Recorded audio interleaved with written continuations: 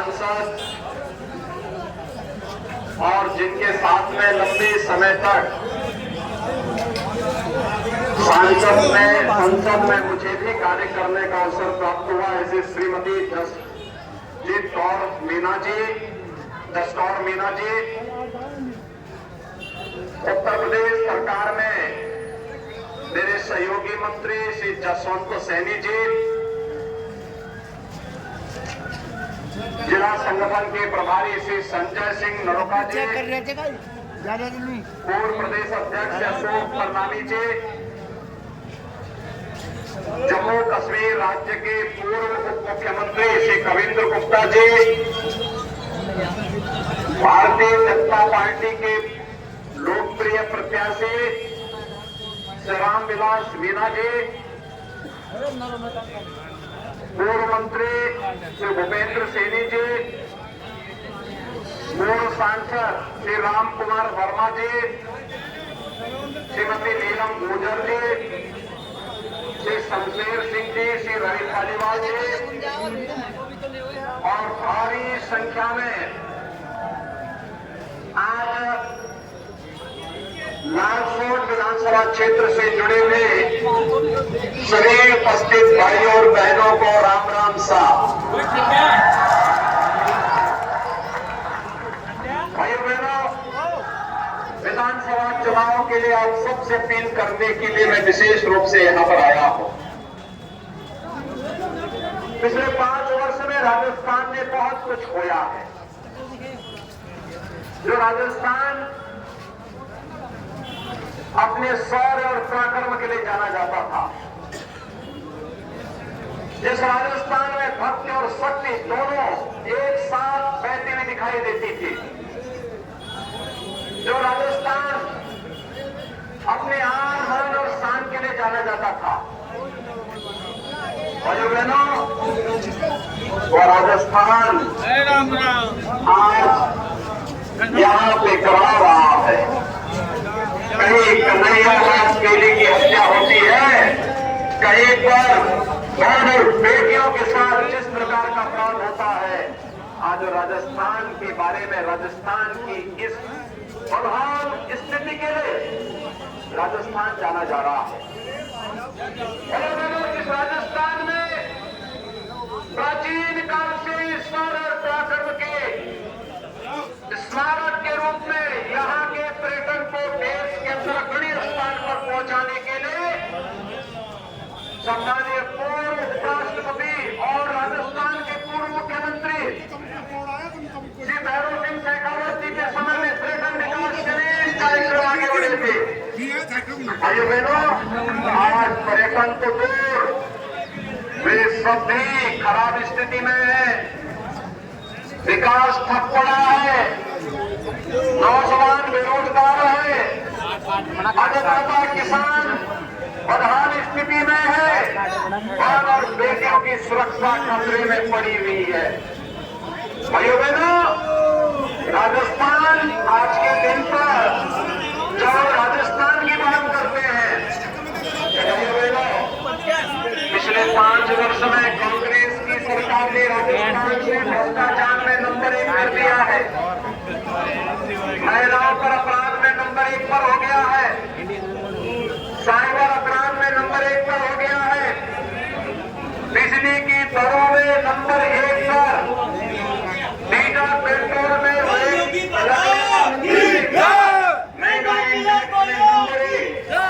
और परीक्षाओं के पेपर लीक में भी नंबर 1,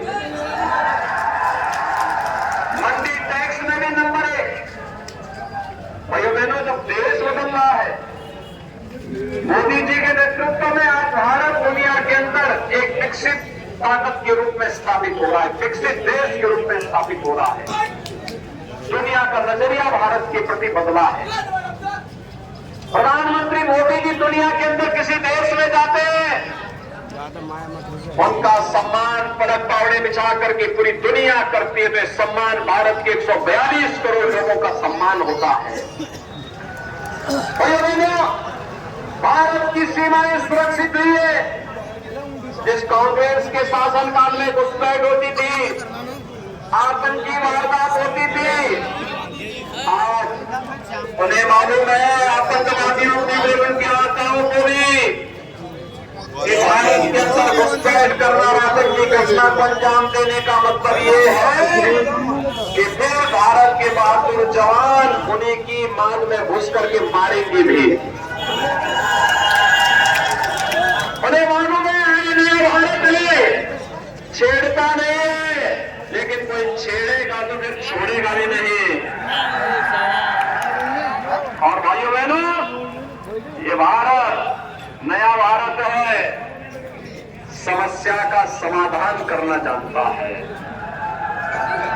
समस्या कांग्रेस ने दी आतंकवाद की, समाधान मोदी जी ने किया।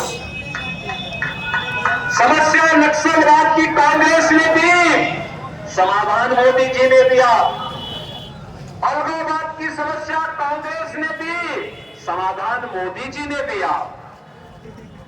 अराजकता कांग्रेस की देन थी और उसे सुराज में बदलने का काम मोदी जी ने किया। अविश्वास कांग्रेस सरकार के समय पैदा हुआ था, उसे विश्वास में बदलने का काम मोदी जी ने किया। और भाइयों बहनों, विकास के कार्यों की चर्चा अभी यहां पर हमारे प्रत्याशी कर रहे थे। हाईवे कैसे होने चाहिए, कनेक्टिविटी कैसे होनी चाहिए।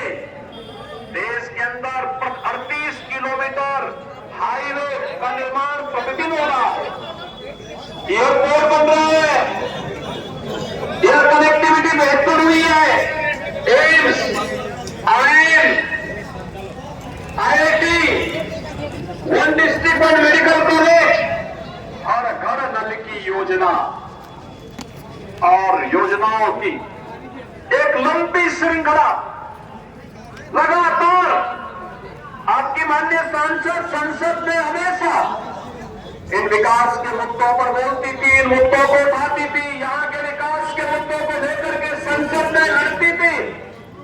और भाइयों बहनों, आज परिणाम है कि दौसा जनपद में भी केंद्र की योजनाएं दिखाई देती हैं, लेकिन राज्य की योजनाएं गायब हैं।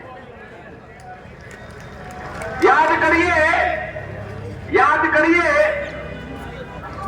कि कांग्रेस 55 वर्षों में कुछ नहीं कर पाई। मोदी जी ने मात्र 9 वर्ष में 12 करोड़ परिवारों को एक शौचालय दे दिया। 12 करोड़ का मतलब 1200 लाख परिवारों को, 1200 लाख परिवारों को। भाइयों बहनों, 4 करोड़ गरीबों को एक आवास दे दिया। 4 करोड़ गरीबों के घर में फ्री में बिजली के कनेक्शन पहुंचा दिए। 9 करोड़ 60 लाख गरीबों को फ्री में उज्ज्वला योजना के रसोई गैस के सिलेंडर उपलब्ध करवा दिए। 5 लाख रुपए की स्वास्थ्य बीमा का कवर 50 करोड़ लोगों को दे दिया।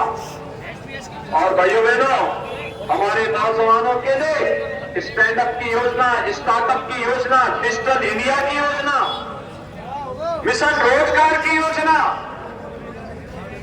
और जो संकट का साथी है, जब दुनिया के अंदर संकट आया कोरोना की, मैं आज ही समाचार पत्र पढ़ रहा था, अमेरिका में, चीन में कोरोना के मामले तेजी के साथ बढ़ चुके हैं, लेकिन भारत सुरक्षित है क्योंकि मोदी जी ने 2 ऐसी वैक्सीन दी जिसने वैक्सीन लिया, कोरोना समाप्त। 80 करोड़ लोगों को फ्री में राशन की सुविधा का लाभ दिया।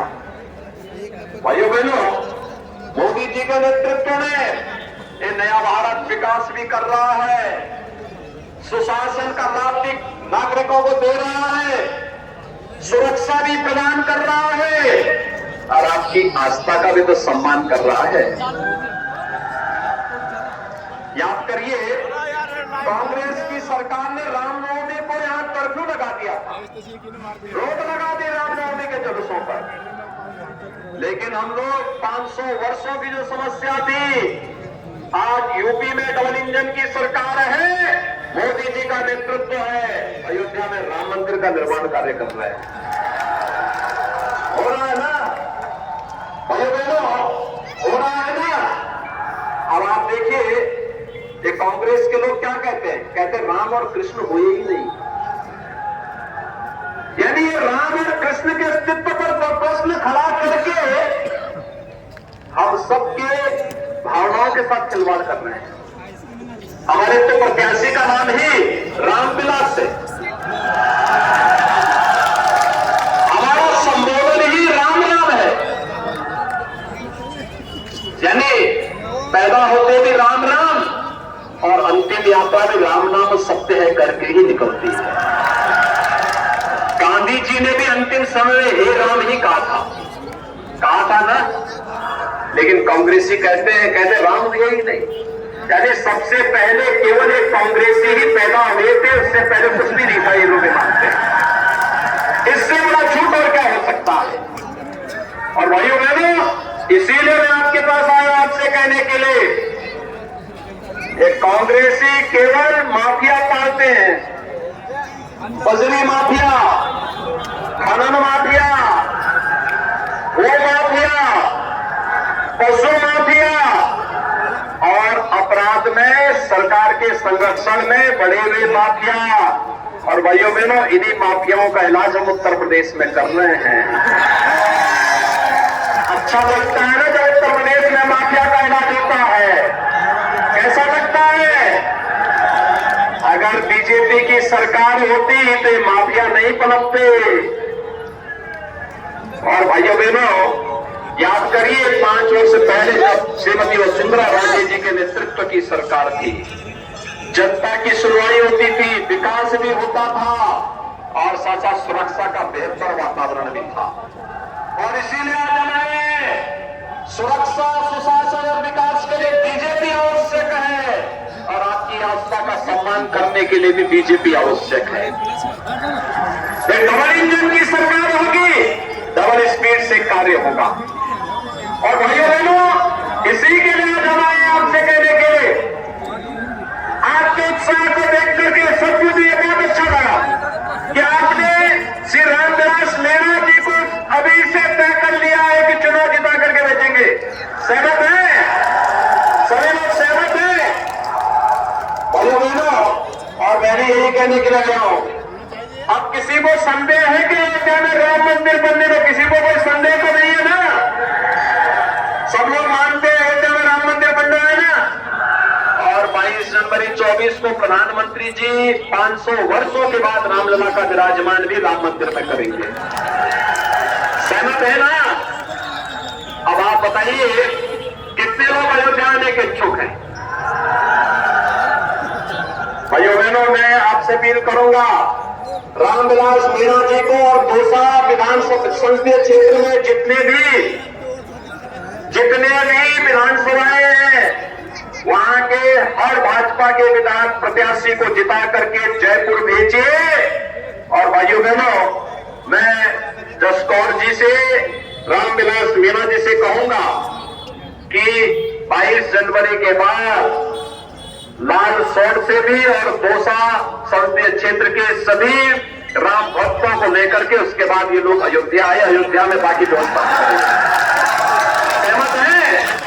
सभी लोग सहमत हैं? तो 25 नवंबर को कमल चुनाव चिन्ह पर भारतीय जनता पार्टी के प्रत्याशी को, रामविलास मीणा जी को भारी बहुमत से विजयी बना के भेजेंगे ना? सभी लोग कमल साथ बोलेंगे, भारत माता की, भारत माता की, भारत माता की जय श्री राम, जय जय श्री राम।